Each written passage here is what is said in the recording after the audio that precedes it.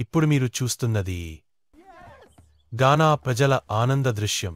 వారు అడవిలో జింకను పట్టుకుని ఊరికి తెస్తున్నారు. అది కేవలం వేట కాదు, వారి భక్తి, వారి పండుగ, వారి గర్వం. చాలా కాలం క్రితం ఒక గ్రామంలో ప్రజలు దేవుడికి బలులు అర్పిస్తూ భయంతో జీవించేవారు.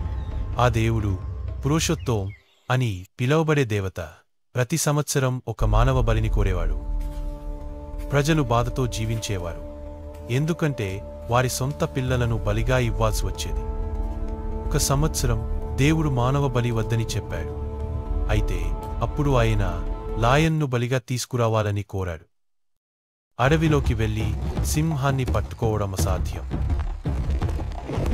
అందరూ వెళ్లిన ప్రతి ప్రయత్నంలో సింహం వారిని చంపేసేది. గ్రామం ఆందోళనలో పడిపోయింది. ప్రజలు దయచేసి మరో మార్గాన్ని ఇవ్వమని దేవుణ్ణి ప్రార్థించారు.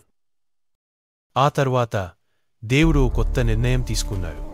ఇకపై మీరు అడవిలో నుండి బలమైన జింకను తీసుకురండి, అదే నా బలి.